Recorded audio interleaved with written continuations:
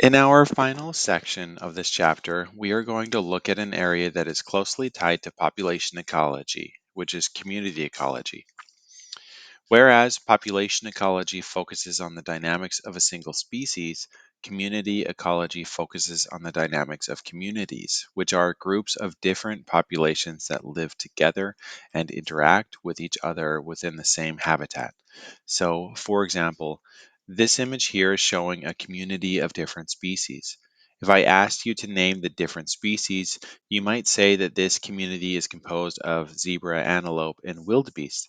However, the community is more than just these animals. It includes the various species of grasses and shrubs, the microorganisms that inhabit the soil and the bodies of water.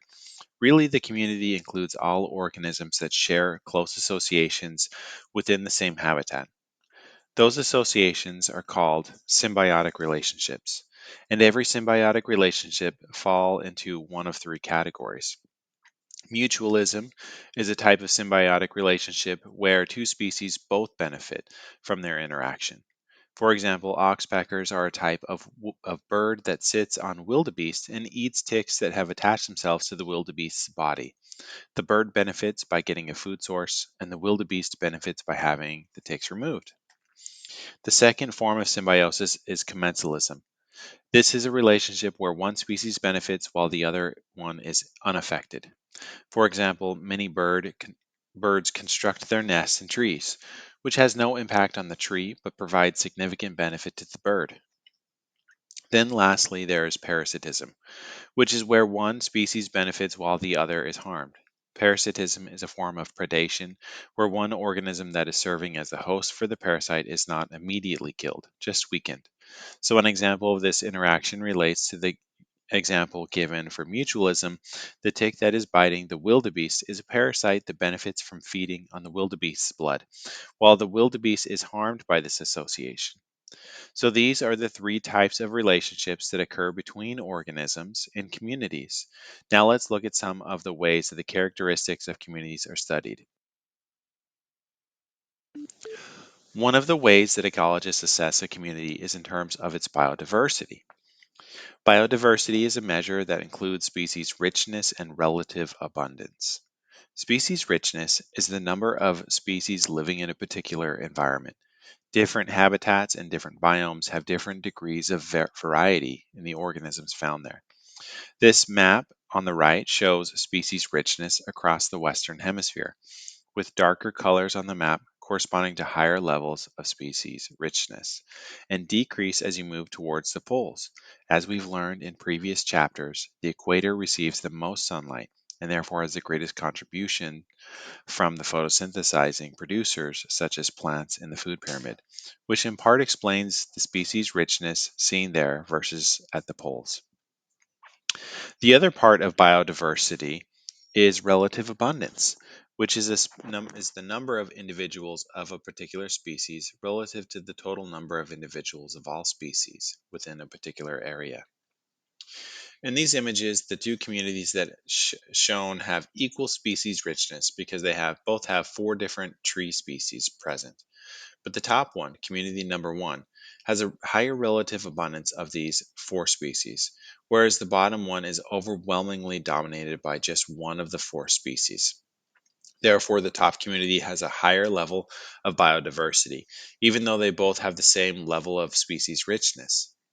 Within a community, the species that has the highest relative abundance is often what we call the foundation species. Foundation species are considered the foundation of a community in that they have the greatest influence on the dynamics of the community. Often, the foundation species in a community are primary producers, such as plants, algae, and plankton. Remember, those organisms are the entry point for energy to enter the environmental system, and so everything depends upon them. They are abundant, they are important, and therefore, loss of those species can have a chain effect that radiates throughout the community. For example, coral is considered the foundation species of the coral reef marine biome. And when that coral is lost to bleaching events, it makes it virtually impossible for the biome to support the range of other organisms that are dependent on it, either directly or indirectly. Another type of species that plays a significant role in communities is a keystone species.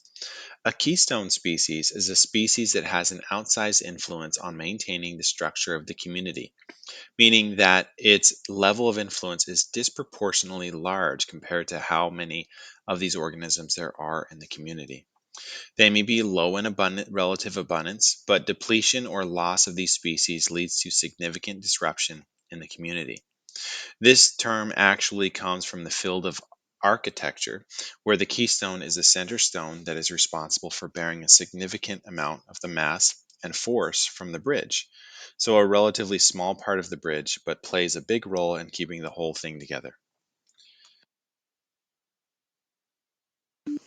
An example of a keystone species is the intertidal sea star, which is part of the marine biome we've talked about called the intertidal zone. When these sea stars are lost from their community, they stop eating mussels, which are a type of shellfish. So mussel populations go up and come to dominate the community, and overall biodiversity goes down. The last type of species that we will address in this community ecology section is the invasive species. An invasive species is a non native organism that gets introduced to a new area, often by human activity, and then comes to alter the structure of the community in that area. One example of an invasive species that you have probably noticed quite prominently in recent years in our region is a plant called stinknet, also known as globe chamomile. This plant is native to South Africa, and it was first documented in Arizona in 2005. Since then, it has spread extensively throughout both Pinal County and Maricopa County. Stinknet overtakes desert habitats, as you can see in the upper right photo, and it competes with native desert plants for water and space, which of course reduces the survival ability of those native plants. It also reduces the quality of rangeland used for raising cattle, because livestock do not eat stinknet. The stinknet chokes out other plants that the livestock would eat, leaving behind less palatable options for their consumption. Finally, having these blankets of stinknet across the desert increases the risk of severity of wildfires, because when temperatures start to get hot in the summer, the stinknet dies and leaves behind all of this dried plant matter that is just a tinderbox for the rapid spread of fire. So, this is one example of an invasive species in our area and the many negative impacts that it has in the community and the ecosystem.